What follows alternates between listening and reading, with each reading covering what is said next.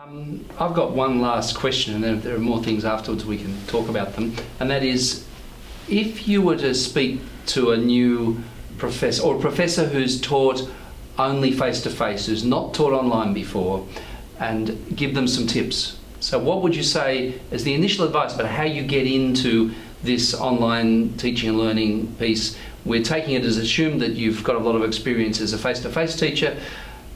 What are some tips you would give them? First, I would tell them to participate in a class. Yeah. Right. Take a class, go to a class, shadow a colleague in a class, and just be present for a few weeks in an online course. I would say challenge yourself to think about all the shortcomings of a traditional classroom and see how you can use online learning, online teaching to do things differently, be more inclusive, use different levels, different modalities of learning, just use that medium to really transform what we traditionally do in a classroom setting, which is very restricted and very limited in many cases.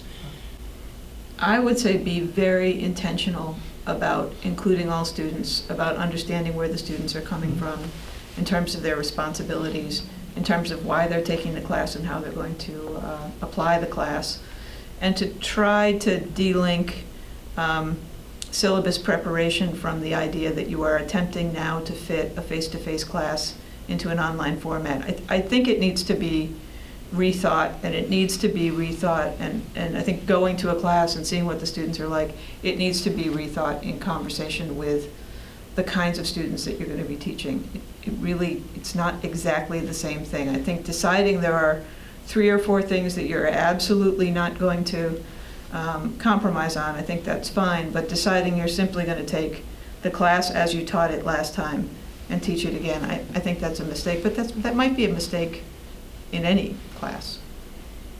I'll just mention 2 things. I'll try to be brief. One is, it's good to have a TA the first time, somebody you can kind of offload some of the things that are just overwhelming to try to monitor them all at the same time.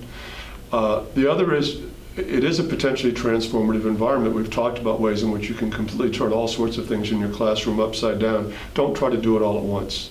You know, it's better the first times to stay somewhat within your comfort zone and then add elements or add features so that it doesn't become overwhelming. You don't have to be cutting edge and transformative in every aspect of the class all at once.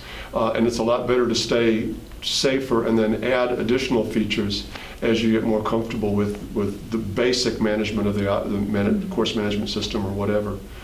You can't turn it all upside down at once.